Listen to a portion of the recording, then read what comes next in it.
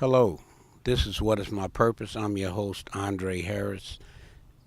I'd like to give an honor to God, who's the author and finisher of our faith, the author of our salvation, and I also like to say thank you to the veterans and enlisted men and women in the United States military for serving our great country. Today, I would like to talk to you about fatherlessness, the challenges of being a man in America. Many families face fatherlessness, being in a single parent unit where fathers are not present is a growing problem in our country. So, I recently read an article through the National Center of Fathering, and it gives information regarding the extent of fatherlessness. Now, more than 20 million children live in a home without the physical presence of a father. Millions more have dads who are physically present but emotionally absent. If it were classified as a disease, fatherlessness would be an epidemic worthy of attention as a national emergency. In the book of Colossians, chapter 3, verse 21, it says, Fathers, provoke not your children to anger, lest they be discouraged. So many of our young people are discouraged because they have not had role models present in the home. And for those that do have a father in the home, if he's emotionally not present, then they still too have a problem. It goes on to say the impact of fatherlessness can be seen in our homes, schools, hospitals, and prisons as reflected in my own life. I grew up in a single parent unit, but my mother worked hard to raise 6 children, and we didn't want for anything. She fed our family and friends, and she definitely warned us of people that were not compatible with our future. An estimated 24.7 million children, 33%, live absent of their biological father. Of students in grade school, of grades 1 through 12, 39%, 17.7 million live in homes absent of their biological fathers. 57.6% of black children, 31.2% of Hispanic children, and 20.7% of white children are living absent of their biological fathers. According to 72.2% of the U.S. population, fatherlessness is the most significant family or social problem.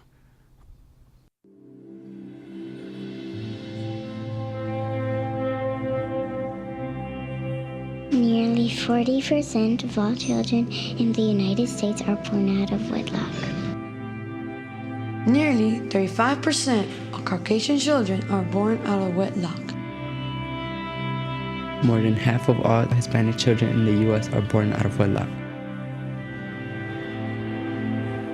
More than 70% of all African American children are born out of wedlock.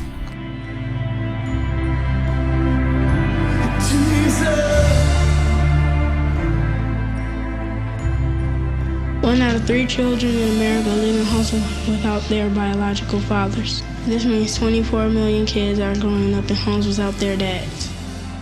Children who grow up in fatherless homes are 5 times as likely to be poor. Fatherless boys and girls are 2 times as likely to drop out of high school, 2 times as likely to end up in jail, and 4 times as likely to have emotional and behavioral problems. 71% of pregnant teenagers grow up without a father. 71% of all high school dropouts come from fatherless homes. 70% of juveniles in state reform institutions grew up in single-parent homes or without parents. 2 children who grew up in fatherless homes are twice as likely to abuse alcohol or illegal drugs. 63% of youth suicides are from fatherless homes. For all your sons and daughters who are walking in the darkness, you are calling us to lead them back to you. Will you make a difference? Will you make a difference? Will you make a difference? So that I can live a better life. Will you make a difference? Will you make a difference? So I don't become a parent before I'm ready. You can make a difference. So that I don't have to give myself away to feel loved. You can make a difference. So I don't have to get high to numb the pain. You can make a difference. You can make a difference. You can make a difference. So I don't look to gangs to be my family. You can make a difference. You can make a difference. So that I don't have to learn what it means to be a man from the streets. You can make a difference. You can make a difference. You can make a difference. So that I can experience the love of Christ. Fix these words of mine in your hearts and minds. Teach them to your children. Talking about them when you sit at home and when you walk along the road. When you lie down and when you get up. Deuteronomy 11, 18, and 19.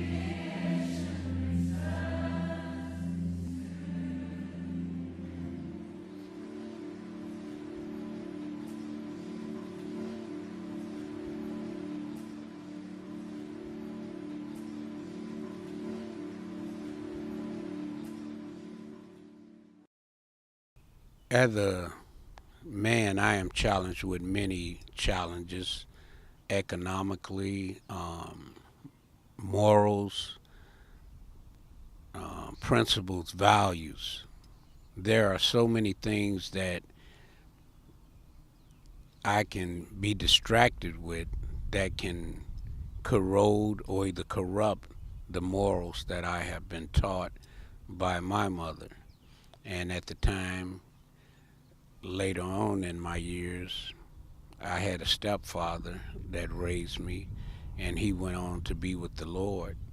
But as I grew up, my mother made sure that we all went to church, and she raised us with godly values and principles.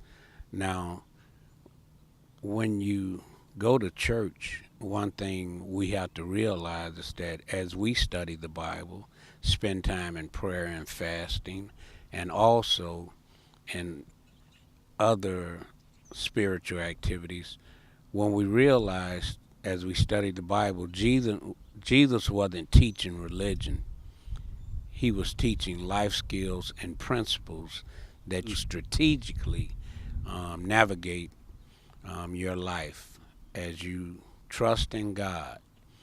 Proverbs chapter 22 verse 6 says, train up a child in the way he should go, and when he is old, he will not soon depart. So I'm very grateful to my mother for raising me up in a spiritual family and instilling in me the importance of going to church. Among children who are part of the post-war generation, 87.7% grew up with two biological parents who were married to each other. Today, only 68.1% will spend their entire childhood in an intact family. With the increasing number of premarital births and a continuing high divorce rate, the population of children living with just one parent rose from 9.1% in 1960 to 20.7% in 2012. Currently, 55.1% of all black children, 31.1% of all Hispanic children, and 20.7% of all white children are living in single-parent homes. White children born in the 1950s through 1954 period spent only 8% of their childhood with just one parent. Black children spent 20% 22% of those born in 1980. By one estimate, white children can be expected to spend 31% of their childhood years with one parent, and black children, once again, 59%. So we as men of God, as children of God, we must work toward a common goal to reach out to young men and women, that they would consider the values that our parents taught us, and also as they begin to practice disciplines of spiritual values as well as other morals that our parents teach us, then we will be able to navigate our lives successfully. Now, success is a science. When you consider a baby, when a baby is born, a baby doesn't walk naturally, so that baby crawls until it's able to walk. And then once it gets its balance, it begins to take, steps. And as it gradually begins to become independent, that baby begins to learn how to walk with steady steps, thus begin to run. So it is with how we should look at becoming role models in society with integrity and good character, that those young people that are exposed or that have a type of relationship with us, they too would want to grow up and work a job. They too would want to grow up and get married. They too would want to grow up and get a family. And so in today's society, you have many things that distract young people, such as television, the internet. Most young children have cell phones. Therefore, a parent can be present in the home, but yet everybody's consumed with their cell phones or other, means of entertainment. That being said, if we devote ourselves to getting back to the basics, where the family comes together as the family unit and spend time eating dinners together, having talks over the dinner table, about how our day went, then we can see ourselves merging back to where we are able to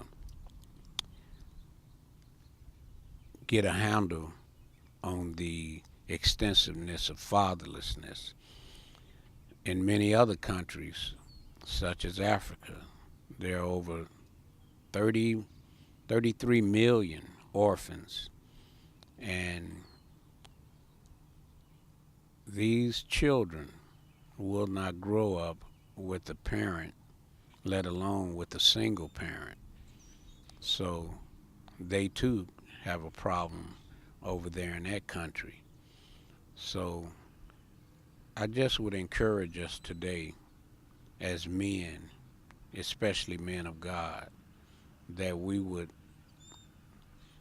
step up to the plate and even get on the battlefield through prayer, and pray that God would be able to touch the hearts of absentee fathers and create resources for them as well, because perhaps it is that they are unemployed, perhaps that it is that they have become addicted to drugs or abuse alcohol.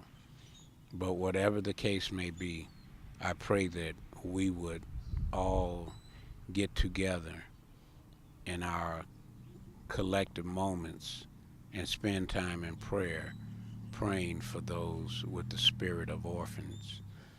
And so, once again, I'm Andre Harris, your host of What is My Purpose?